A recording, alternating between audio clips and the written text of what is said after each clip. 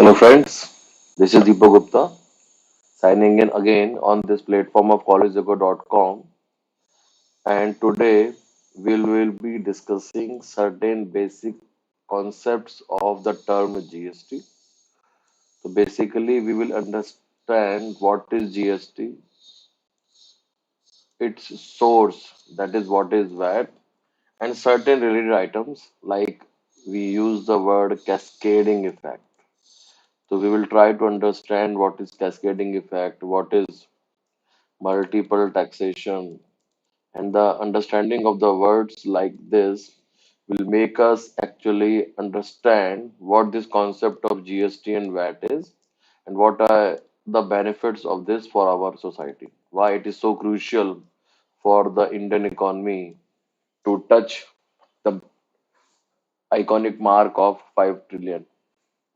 But before we move into those technicalities, let's first start with a story. एक कहानी समझते हैं, पहले एक कहानी सुनते हैं कि उसके बाद आपको समझ में आएगा कि मैं क्या कहना चाह रहा हूँ, उसका कॉन्सेप्ट, उसकी डेप्थ, उसकी इमोशनल अटैचमेंट आपको समझ में आएगी। तो कहानी बड़ी छोटी सी सिंपल सी है कि एक मैन्युफैक्चरर था, दुकानदार था। वो अपने लिए कुछ गुड्स बनाता था। अब वो सेल्फ कंजम्पशन तो करेगा नहीं, उनको बेचेगा। अब उसने बेचने के लिए एक पर्सन को पकड़ा, उससे कहा कि मेरे माल बेच दो। एक पर्टिकुलर एरिया का आपने उसको पूरा डिस्ट्रीब्यूशन नेटवर्क प्रोवाइड कर दिया। तो we use the word distributor और होलसेलर। तो उसने उस होलसेलर या डिस्ट्रीब्यूटर को, तो नाउ फॉर ऑल पर्पसेस जो भी सेल होगी वो डिस्ट्रीब्यूटर के थ्रू होगी। तो he manufactures the goods and then sells to such distributor. Now distributor ने आगे अपने दोबारा से सब एजेंट बना लिए और उनको उसने नाम देना शुरू करा रिटेलर। और रिटेलर वो लोग हैं जो एंड कंज्यूमर को गुड्स प्रोवाइड करते हैं। तो ये एक बेसिक साइकिल है इंडिया में, मोस्ट ऑफ द कंट्रीज में, जहां मैन्युफैक्चरर गुड्स बनाकर देता है डिस्ट्रीब्यूटर या होलसेलर को, होलसेलर देता है रिटेलर को और रिटेलर देता है कंज्यूमर को। तो बेसिकली इस पूरी बात को मैं ऐसे एक्सप्रेस कर सकता हूं कि ये जो हमारा मैन्युफैक्चरर है, इसको मैं लिख रहा हूं एम। एम ने सेल किया डी को, ये सेल 1 है। डी ने सेल किया रिटेलर को, ये S2 है। और रिटेलर ने दिया कंज्यूमर को, जो S3 है। और यहां पर एक और एक्टिविटी भी हो रही है जिसे हम लोग क्या बोलते हैं, मैन्युफैक्चरिंग। अब इंडिया में या बहुत सारे और कंट्रीज में एक फंडा है इनडायरेक्ट टैक्स। अब इनडायरेक्ट टैक्स का मतलब क्या है? Because when we come to this word tax, तो tax is something which is paid by the public to the government. तो whatever government collects by the application of law becomes a tax. Now, what this word indirect implies कि जब आप government को tax पे कर रहे हो तो पब्लिक का वो मेंबर जिस पे गवर्नमेंट ने कहा कि मुझे टैक्स दो, अगर वो खुद अपनी पॉकेट से गवर्नमेंट के पास देगा, यानी कि गवर्नमेंट ने टैक्स लगाया, तो टैक्स लगाने को बोलते हैं Levi, LEVY, Levi of tax. तो गवर्नमेंट ने लिवाई किया टैक्स P1 पे और P1 ही गवर्नमेंट को पे कर रहा है। Sometimes it can happen that the government says to the P1 that you pay me tax, but you charge it from the person from whom you can collect the tax because you are making certain kind of services towards P2. So what is happening? If P2 is the ultimate consumer of benefit and P1 is just the beneficiary or just the intermediary, sorry, to provide the goods to P2, the government says you P1 charge tax from P2 and then give it to me. तो government ने tax तो Levi किया P1 पे, लेकिन वो गया किसकी pocket से? P2 पे। तो बेसिकली अगर लिवाई और पेमेंट एक ही इंडिविजुअल करेगा, एक ही पर्सन करेगा, तो उसे हम बोलते हैं डायरेक्ट टैक्स। और यहाँ पर इस केस में लिवाई हुआ P1 पे और पे हुआ P2 की जेब से, क्योंकि वो अल्टीमेट कंज्यूमर था। तो यहाँ से इसके पास गया और यहाँ से गवर्नमेंट के पास गया। तो we use the word indirect tax.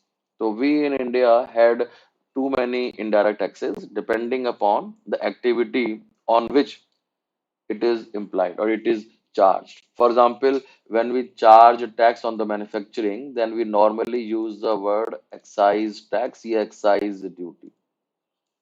And when we charge on the sales, then we use the word sales tax. Now, they both are examples of indirect tax. Why? Because manufacturing करके अगर M ने goods D को दिए तो excise duty D से M charge कर लेगी और एम किसको दे देगी? गवर्नमेंट को।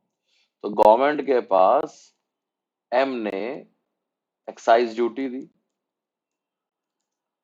और जो सेल्स टैक्स था वो भी इनडायरेक्ट टैक्स था। तो जब एम ने डी को गुड्स ट्रांसफर करे तो यहां से सेल्स टैक्स भी चला गया। ठीक है। उसके बाद ये सब कुछ सेल वन पे हुआ। जब सेल टू हुई तो ये जो रिटेलर था ये कंज्यूमर नहीं था। तो बेसिकली रिटेलर टैक्स देगा डिस्ट्रीब्यूटर को और डिस्ट्रीब्यूटर देगा गवर्नमेंट को। तो यहाँ पे गवर्नमेंट को डी से दोबारा सेल्स टैक्स मिला एस टू पर। तो ये वाला जो टैक्स था ये तो गया डी की जेब से, ये वाला टैक्स जो था वो आर की जेब से गया। और जब ये सेल थ्री हुई तो जो ये रिटेलर है ये टैक्स जमा कराएगा गवर्नमेंट के पास इस सेल्स के ऊपर, और वो ले किससे लेगा? सी से। तो बेसिकली एम गवर्नमेंट के पास टैक्स जमा करा रहा है, डी गवर्नमेंट के पास टैक्स जमा करा रहा है, आर गवर्नमेंट के पास टैक्स जमा करा रहा है। जो इसने टैक्स दिया एम ने वो डी से ले लिया, जो डी ने दिया वो आर ने ले लिया, और जब आर ने दिया तो सी से ले लिया। तो सारा का सारा टैक्स जो है ये इसके ऊपर एप्लीकेबल हो गया, पेड बाय सी अल्टीमेटली। ठीक है, जो कि कौन था? हमारा कंज्यूमर। कोई प्रॉब्लम नहीं है, एक से लेके दूसरे पे दे दो, कोई इश्यू नहीं है। बट प्रॉब्लम क्या हो रही है कि जब एग्जाम्पल के तौर पर इस कहानी में मैं ये बोलूं, और एग्जाम्पल को सिंप्लीफाई करने के लिए मेरा फोकस सिर्फ फिलहाल सेल्स टैक्स पे रहेगा क्योंकि वही कॉन्सेप्ट एक्साइज में लगेगा। बट क्योंकि हम अभी बेसिक कॉन्सेप्ट डिस्कस कर रहे हैं तो मैं अभी दो टैक्स को इन्वॉल्व करके कॉम्प्लिकेट नहीं करना चाह रहा। तो हम एम से लेकर डी पर एस वन है, डी से आर के ऊपर एस टू है, और आर से सी के लिए एस थ्री है। और जो टैक्स का रेट है वो सिंपल कैलकुलेशंस के लिए 10% ले लेते हैं, जबकि प्रैक्टिकल लाइफ में टैक्स का रेट ज्यादातर इससे ज्यादा है। तो जब फर्स्ट सेल हुई तो सेल वन की वैल्यू अगर 10,000 रुपए है तो बेसिकली हो क्या रहा है कि डी 10,000 के ऊपर 10% का मतलब 1,000 रुपए, 1,100 रुपए पे करेगा। तो what is this? It is the cost to D. अब जब डी सेल करेगा तो जो एस टू की वैल्यू है वो इस 11,000 से ज्यादा होगी क्योंकि 11,000 तो उसका कॉस्ट प्राइस है, उसके अलावा उसके बाकी इनडायरेक्ट खर्चे और प्रॉफिट का मार्जिन। तो अगर एस टू की वैल्यू हम लोगों ने 15,000 कर दी तो 15,000 के ऊपर 10% का मतलब 1,500 रुपए हो गया। तो 16,500 it becomes the cost to R. और जब ये आर आएगा तो जो एस थ्री की वैल्यू है वो बेचारा इस 16,000 की 500 की कॉस्ट पे अपने खर्चे जैसे रेंट, स्टाफ की सैलरी और प्रॉफिट का मार्जिन, तब भी बेचारा शरीफ है, छोटा सा कम मार्जिन लेके सिर्फ 20,000 पे बेच रहा है और 2,000 रुपए टैक्स हो गया। तो 22,000 रुपए कॉस्ट टू कंज्यूमर है। तो इस पूरी कहानी में इतना समझ में आता है कि जो माल एम ने 10,000 का बेचा वो माल कंज्यूमर तक आते आते 22,000 का हो गया। इसमें गवर्नमेंट ने एक बार टैक्स लिया 1,000 रुपए जो उसे एम ने दिया, एक बार टैक्स आया 1,500 रुपए जो उसे डी ने दिया, और एक बार टैक्स आया 2,000 रुपए जो कि आर ने दिया। तो कुल मिला के जो गवर्नमेंट के पास 4,500 रुपीज तो टैक्स आ रहा है। ठीक है। और दूसरी प्रॉब्लम क्या है कि जो 10,000 का माल 22,000 में हुआ इसमें से ये तो टैक्स का मार्जिन है, और जो बाकी के पैसे बचे करीब करीब 7,500 रुपए वो जो इंटरमीडियरीज हैं, है ना, जो लोग बीच में बैठे हुए हैं, ये इंटरमीडियरीज की कॉस्ट है और प्रॉफिट का मार्जिन। तो यहां से दो क्वेश्चन रेज होते हैं। एक तो बिजनेस का पैटर्न कि अगर आप दूर साइकिल से गुड्स खरीदोगे, यानी कि अगर एम से लेकर सी तक इतनी लंबी साइकिल होगी सेल की, जबकि अभी साइकिल छोटी है और बड़ी भी हो सकती है, तो आपकी कॉस्ट वैसे ही बहुत ज्यादा बढ़ जाएगी, क्योंकि आपके पास बीच में कई सारे इंटरमीडियरीज हैं जो अलग अलग तरीके से अपना प्रॉफिट चार्ज कर रहे हैं, और जो वो कॉस्ट इनकर कर रहे हैं आपके पास गुड्स को लाने के लिए, वो भी आपको देनी पड़ेगी, तो क्योंकि आपके लिए ही तो वो गुड्स पे कॉस्ट इनकर कर रहे हैं। तो अगर हम कंज्यूमर के तौर पे we try to go to the direct seller, manufacturer देना शुरू कर दे डायरेक्टली, या हम बीच के एक दो बंदों को काट ले, तो हमारी कॉस्ट कम हो जाती है। वो बिजनेस अपॉर्चुनिटी है, बिजनेस मॉडल है, वो फाइनेंशियल मैनेजमेंट के अंदर डिस्कस किया जा सकता है फाइनेंस के पेपर में। यहाँ टैक्सेशन में, जीएसटी में हमारा फोकस इस बात पर है कि इस पूरे के पूरी कहानी में ये जो सी है सबसे ज्यादा इसका बेवकूफ बनाया जा रहा है, या बेवकूफ कट रहा है, या सबसे ज्यादा शोषण हो रहा है फाइनेंशियल, इसके साथ बहुत ज्यादा गलत हो रहा है, क्योंकि एक तो उसको 3 बार टैक्स देना पड़ रहा है। भाई 3 बार टैक्स क्यों दे रहा है? जब एक सेल वैल्यू है तो एक बार टैक्स जाना चाहिए। अगर उसने गुड्स खरीदे हैं 20,000 रुपए के, तो 20,000 के ऊपर 10% का मतलब 2,000 रुपए, तो उसे टैक्स 2,000 देना चाहिए। जबकि यहाँ पर क्या हो रहा है, 2,000 की जगह कितना पे कर रहा है, 4,500। तो ये जो दो टैक्स जा रहे हैं ये अनवांटेड है। इन दो टैक्सेस को हटना चाहिए, इन दो टैक्सेस को हटना चाहिए, क्योंकि ये टैक्स जो है ये गलत है। तो एक तो ये दोनों taxes they need to be removed, because he should have already only paid 2,000, because that is a tax on the value that he is paying। तो ये जो टैक्स है उसका बर्डन है। दूसरी एक और प्रॉब्लम हो रही है कि जब ये पूरी साइकिल आपने जो ऊपर नोटिस करी, जहां पर अगर डी ने गुड्स 11,000 के लिए, तो वो अपनी कॉस्ट में 11,000 काउंट कर रहा है, क्योंकि उसकी जेब से जा रहा है। ठीक है, तो अगर हम उसे ये श्योर कर दे कि ये जो तुम 1,000 रुपए टैक्स दे रहे हो एम को, ये तुम्हें वापस मिल जाएंगे, तुम इसे अपनी कॉस्ट में ऐड मत करो, तो शायद ये सेल वैल्यू जो है वो कम हो जाएगी, क्योंकि वो अपना कॉस्ट प्राइस 10,000 से शुरू करेगा, 10,000 में अपनी बाकी कॉस्ट और प्रॉफिट को जोड़ेगा, तो उसका जो सेलिंग प्राइस है वो कम हो जाएगा। And same will be done here. तो अगर कंज्यूमर से पहले ये जो 3 सेल हो रही हैं, जिसमें ये डी आर है, ये लोग अगर ये बात अश्योर हो जाए इनको कि जितना टैक्स आप दे रहे हो वो आपको वापस मिल जाएगा, तो वो अपनी कॉस्ट में उसको काउंट करना बंद कर देंगे। तो what is the biggest anomaly happening here, कि हर बंदा अपनी कॉस्ट में, क्योंकि सेल्स टैक्स को, इनडायरेक्ट टैक्स को इंक्लूड कर रहा है, तो जब भी सब्सिक्वेंट सेल होती है उस टैक्स के ऊपर दोबारा से, क्योंकि वो टैक्स उस सेलिंग प्राइस में इंक्लूड हो जाता है, इसलिए उस टैक्स के ऊपर दोबारा टैक्स लग रहा है। तो एक बार जो आईडीटी पे कर चुके हो, उस आईडीटी के ऊपर दोबारा आईडीटी चार्ज कर रहा है, क्योंकि पहले वाला आईडीटी जो है वो सेलर की कॉस्ट प्राइस में ऐड हो चुका था, इसलिए उस आपकी जो उसकी सेलिंग वैल्यू थी, जो आपकी कॉस्ट प्राइस थी, उसके अंदर इंक्लूड हो चुका है। तो टैक्स के ऊपर टैक्स लग रहा है, तो जब ये टैक्स के ऊपर टैक्स लगता है, तो हम लोग इसको नाम देते हैं cascading effect, which needs to be removed. और सेकेंडली आपने नोटिस किया कि टैक्स जाना चाहिए था सिर्फ 2,000, क्योंकि उसकी सेल वैल्यू 20,000 थी, उसकी प्राइस, लेकिन जा उससे पहले 1,500 भी रहा है और 10,000 भी रहा है। तो इस वैल्यू के ऊपर जो टैक्स लग चुका, इस 15,000 में वो दोबारा लग गया, क्योंकि इस 15,000 में ये 10,000 इंक्लूड थी, और इस 20,000 के अंदर ये वाली भी इंक्लूड थी और ये वाली भी इंक्लूड थी।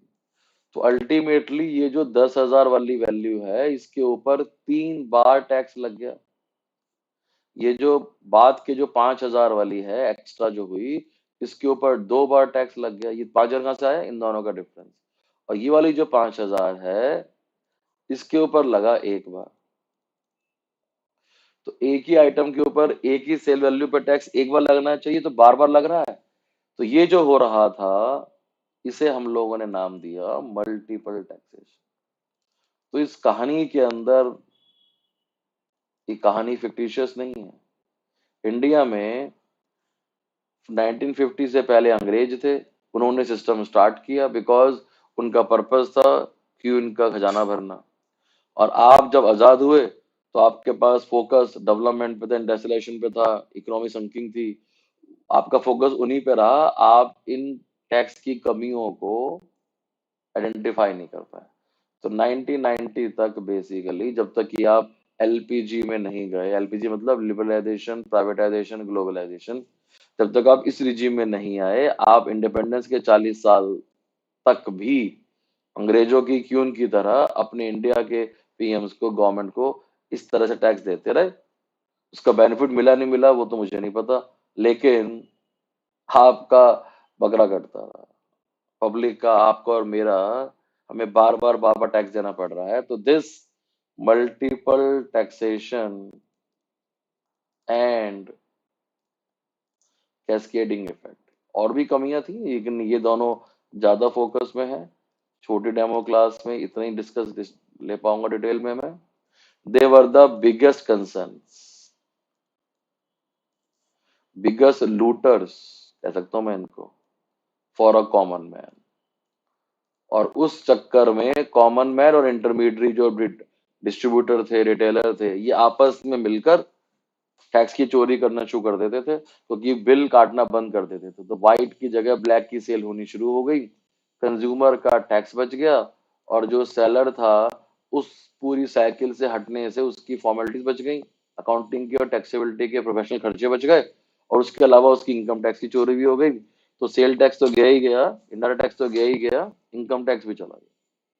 तो ये नुकसान पूरा करने का सबसे एक ही तरीका ये था कि गवर्नमेंट को अपनी मेंटालिटी में चेंज करना पड़ेगा कि कई बार टैक्स के रिफॉर्म्स करने से टेम्परेरी बेसिस पे तो टैक्स की कलेक्शन कम हो सकती है, लेकिन लॉन्ग टर्म में पब्लिक में उसकी एक्सेस एक्सेप्टेबिलिटी बढ़ने से पब्लिक की जो टैक्स इवेजन की जो हैबिट है वो कम हो जाएगी, और टैक्स बेस बढ़ जाएगा। More and more people will unite with the taxing scheme because nobody wants to evade the taxes if the tax rates are justified, if they are much burden on the consumer। तो अगर आप इस तरह से benefit दोगे consumer को, तो tax base बढ़ने से शॉर्ट टर्म में तो हो सकता है गवर्नमेंट को टैक्स कम मिले, लेकिन लॉन्ग रन में गवर्नमेंट को बेनिफिट होगा ही होगा, बिकॉज आउटपुट बढ़ जाएगी, टर्नओवर बढ़ जाएगी, और उस टर्नओवर और आउटपुट के बढ़ने से गवर्नमेंट की अल्टीमेट कलेक्शन बढ़ेगी बढ़ेगी। दैट इज व्हाट हैपेंड कि हमने इस कहानी पे ब्रेक लगाया। ये जो कहानी थी इसको कहते थे प्री जीएसटी इरा। और प्री जीएसटी जो है, GST is a kind of Indian indirect taxes. मैं दोबारा बोलता हूँ, GST Indian version of indirect taxes है, which is levied uniformly irrespective whether the goods or whether they are the services। यानी कि जिस आइटम को सेल किया गया है वो गुड्स यानी कि टेंजिबल है या सर्विस यानी कि इंटेंजिबल है, irrespective of the tangibleness, unified indirect taxes है, जो कि French concept of VAT based. तो वैट कॉन्सेप्ट बेस्ड, तो बेसिकली इंडिया में हम इस ओल्ड टैक्सेशन सिस्टम को, इस ओल्ड आईडीटी सिस्टम को रिप्लेस करके वैट लाना चाहते थे। तो सबसे पहले उसका सिंपल वर्जन आया जिसे क्या बोला गया, मॉड वैट। फिर उसको एक्साइज में सेंट्रल गवर्नमेंट ने इन्वॉल्व किया जिसको क्या बोला गया, सैन वैट। वो धीरे धीरे सैन वैट स्टेट लेवल पे क्या बन गया, वैट।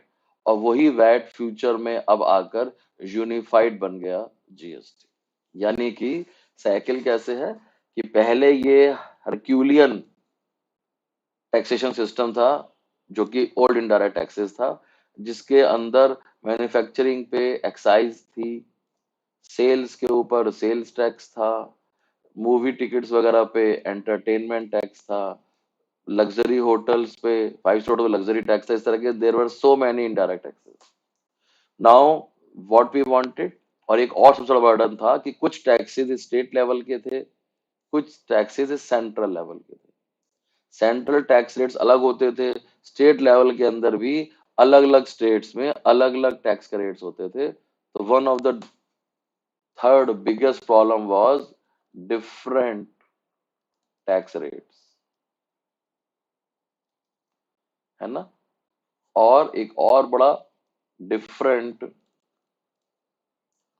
टैक्स फॉर्मेलिटीज, यानी कि जो टैक्स की फॉर्मेलिटीज थी स्टेट में सेंटर में वो सब अलग अलग थी। तो हम बेसिकली चाहते क्या थे कि ये सारी एनोमलीज खत्म हो। अब नाउ समटाइम वी फील सारी एनोमली इकट्ठे कैसे हो जाएंगी। तो जीएसटी एक इस तरह का यूनिफाइड इनडायरेक्ट टैक्सेशन सिस्टम है, ठीक है, जिसमें मल्टीपल टैक्सेशन खत्म हो गया, कैस्केडिंग इफेक्ट खत्म हो गया, ये जो चक्कर था स्टेट का और सेंट्रल का ये खत्म हो गया, जो डिफरेंट टैक्स के रेट्स थे ये झंझट खत्म हो गया, और मल्टीपल आईडीटी जो थे ये सब खत्म हो गया, ये सब कुछ खत्म हो गया और एक यूनिफाइड सिंपल वर्जन बन गया। और सबसे बड़ी बात क्या हुई कि ये जो सारी फॉर्मेलिटीज थी ये फिजिकल फाइलिंग होती थी। तो पहले सारी सब कुछ क्या था, फिजिकल फाइलिंग था, मतलब आप सारा कुछ फॉर्मेलिटीज लोकल स्टेट में जो भी इंडायरेक्ट टैक्स का ऑफिस था, जैसे दिल्ली में आईटीओ पे है सेल्स टैक्स भवन, वहां पर सब कुछ होता था। हमने अपनी लाइफ में जब स्टार्टिंग हम जब हमने सीए किया तो उस टाइम पे ये सारे फिजिकल फाइलिंग के बहुत झंझट खाए। सामने इनकम टैक्स डिपार्टमेंट, यहाँ पर सेल्स टैक्स, दिन में 4 घंटे वहीं घूमते थे सारा दिन, कभी इधर से यहाँ रिटर्न फाइल कर, ये रिटर्न फाइल कर, बहुत फिजिकल एक्सर्शन था। अब नए सिस्टम में ये फुल्ली कंप्यूटराइज्ड, की जगह मुझे वर्ड बोलना चाहिए, फुल्ली ई पोर्टल आ गया। तो गवर्नमेंट ने एक स्पेशल कॉर्पोरेट बॉडी बनाई जिसे नाम दिया जीएसटीएन, जीएसटी नेटवर्क, ठीक है। और ये फुल्ली ई फॉर्मेट है, मतलब अब सब कुछ ऑनलाइन ही होगा, आपको फिजिकल कुछ करना ही नहीं है, nothing physical, no physical formalities, सब कुछ खत्म हो गया। तो सारी मैनिपुलेज एनोमलीज खत्म कर दी गई। कैसे खत्म करी कि अगर ए ने बी को, सॉरी, ए की जगह मैं दोबारा उन्हीं को ले आता हूं मैं, एम था मैन्युफैक्चरर, डी था डिस्ट्रीब्यूटर, आर था रिटेलर और सी था कंज्यूमर। हमें गवर्नमेंट को जितनी सेल वैल्यू आर से सी पे जाएगी, जैसे ऊपर वाले एग्जाम्पल में 20,000 की वैल्यू है और उस पे 10% के हिसाब से 2,000 रुपए टैक्स, तो हम ये नहीं कह रहे कि ये सेल वैल्यू क्या होनी चाहिए, हम ये कह रहे हैं कि यहां से लेकर यहां तक ट्रांजैक्शन में कंज्यूमर की जो वैल्यू है वो 20,000 है, जिसके ऊपर टैक्स कितना बनता है, 2,000। तो S1, S2 और S3 तीनों को मिलाकर सिर्फ 2,000 रुपए ही जाएगा। इसका मतलब मल्टीपल टैक्सेशन खत्म हो गया। दूसरी बात, जब पहली सेल होगी एम और डी की, तो डी विल बी अश्योर्ड कि जो आप टैक्स दोगे एम को वो आपको वापस मिल जाएगा।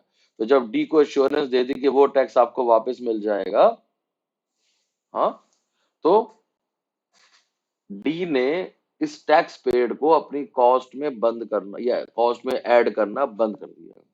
तो सिमिलरली जब डी आर को बेचेगा तो आर जो टैक्स डी को देगा वो आर को एश्योर कर दिया कि वो टैक्स आपको वापस मिल जाएगा।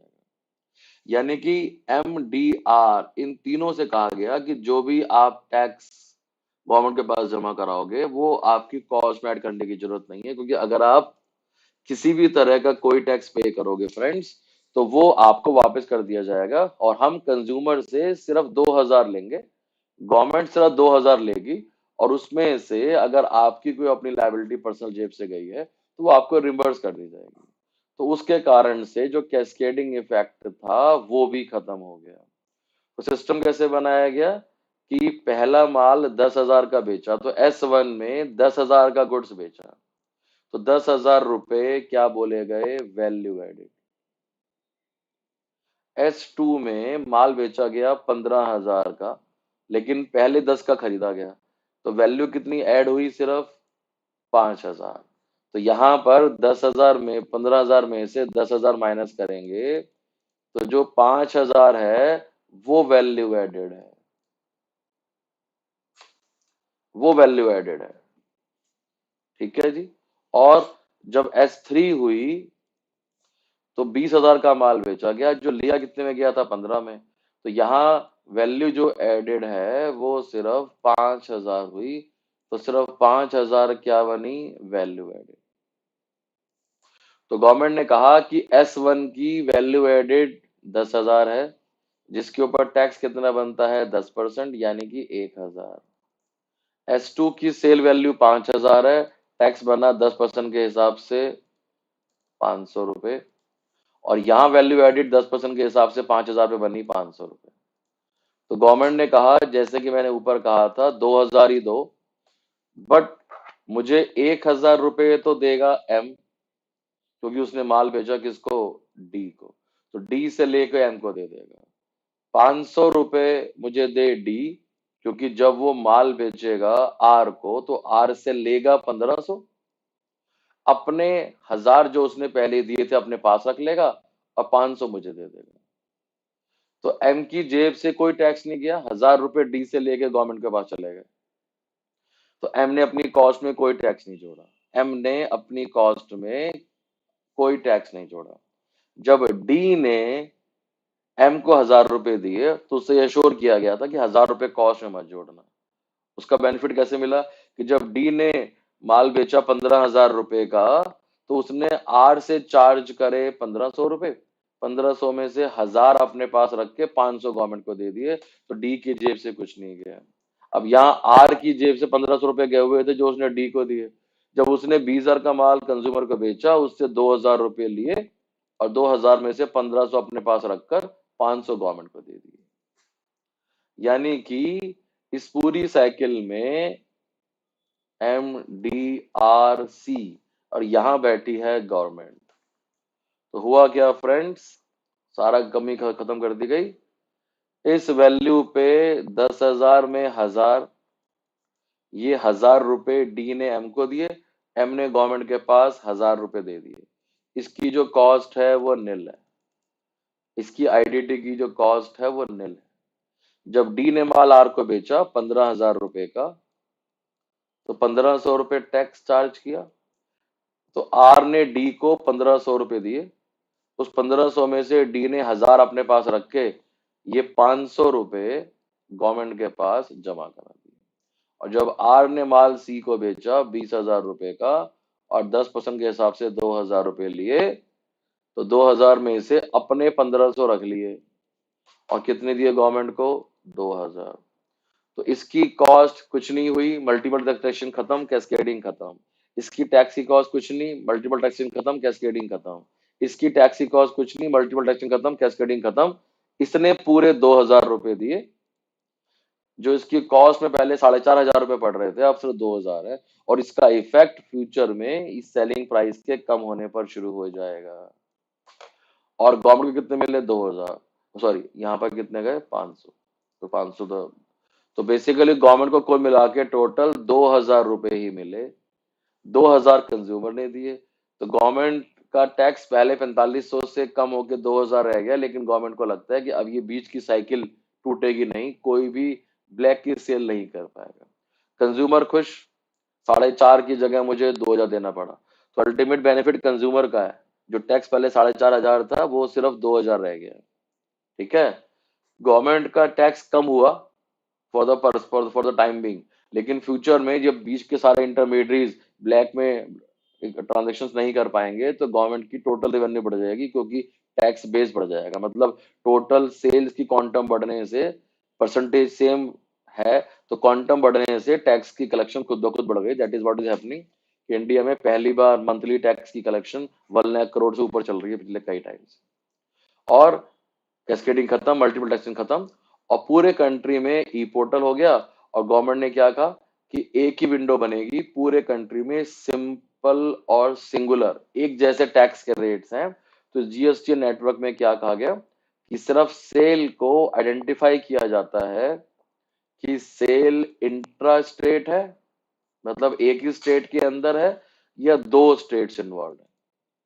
तो गवर्नमेंट ने क्या करा सिर्फ कि सेल इंट्रा स्टेट मतलब विद इन द स्टेट है, या इंटर स्टेट सेल है। इंटर स्टेट का मतलब एक स्टेट से दूसरे स्टेट से बाहर जा रही है। यानी कि एग्जाम्पल के तौर पर यहां पर माल दिल्ली से हरियाणा गया और यहाँ पे दिल्ली का माल दिल्ली है। इस वाले के अंदर अगर टैक्स का रेट 10% है, तो गवर्नमेंट ने कहा आधा चला जाएगा स्टेट गवर्नमेंट को, आधा चला जाएगा सेंट्रल गवर्नमेंट को। तो सेंट्रल गवर्नमेंट लेगी 5%, आप स्टेट लेगी 5%, लेकिन पब्लिक कितना दे रही है? सिर्फ 10%। तो ये जीएसटी है। लेकिन जो टैक्स गया सेंट्रल गवर्नमेंट के पास उसे बोला गया सीजीएसटी, और जो गया स्टेट के पास उसे बोला गया एसजीएसटी। और अगर स्टेट नहीं है, यूनियन टेरिटरी है जैसे कि चंडीगढ़, तो उसे बोल दिया गया यूटीजीएसटी। ठीक है जी।